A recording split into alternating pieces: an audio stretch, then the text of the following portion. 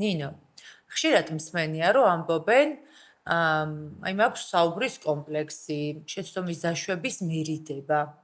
და ისიც გამიგია, რომ ორჭიქას რო დავლევ, გამიხსნება და მაგრა ვლაპარაკობ რა, ვსაუბრობ.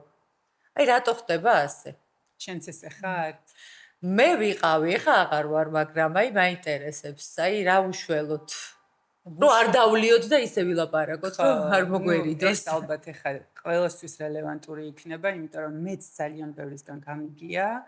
და ალბათ ერთი მსმენელიც, ჩვენი მსმენელიც არ იქნება, ვისაც ეს მომენტი არ ქონია, თავის თავში აღმოუჩენია, რომ მართლა ორჭიქა იქნება 4 თუ 1, რაღაცნაირად მე ეს მართლა შენი თქმის არ იყოს კომპლექსები ეხსნება.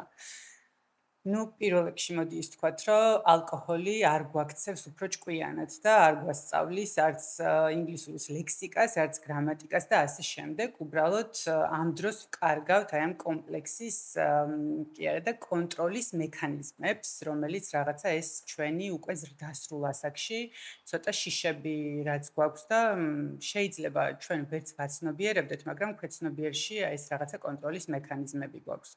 პირველ რიგში მოდი ესე ვიტყოდი, რომ ესეთი გამოთქმა არსებობს, it's better to speak and make a mistake than not to speak because of being afraid of making a mistake. ანუ ჯობია რომ ვისაუბროთ და დავუშვათ შეცდომები, ვიდრე არ ვისაუბროთ, იმიტომ რომ არ დავუშვათ შეცდომები.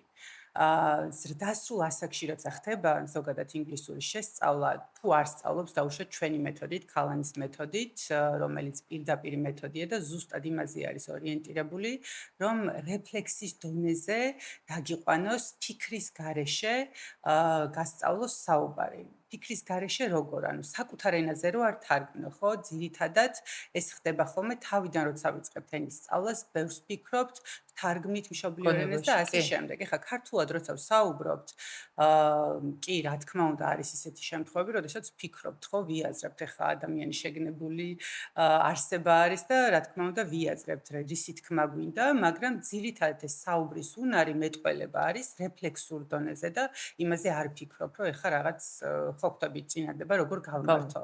ანალოგიურად არის ინგლისურ ენაშიც, ანუ ეს ფიქრი უნდა შევამციროთ. ამისთვის ერთი პირველი ალბათ სწავლის პროცესში რა მეთოდს შეარჩევ, როგორი პრინციპით ისწავლი, არ უნდა იყოს პასიური ეს შენი სწავლა, რაღაცა სახში სავარჯიშოების კეთება, მარტო წიგნთან მუშაობა და ასე შემდეგ.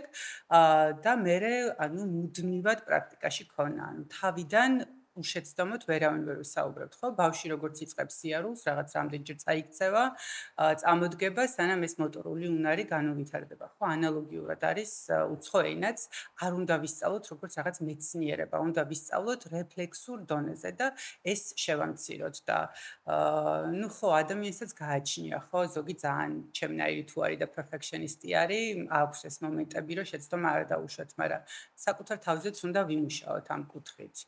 ალკოჰოლი ამას შვება, რომ აი ამას გვიმსუბუქებს მოკლედ და ისედაც სიფხიზლეშიც ამაზე უნდა ვიმუშაოთ. მადლობა ნინო.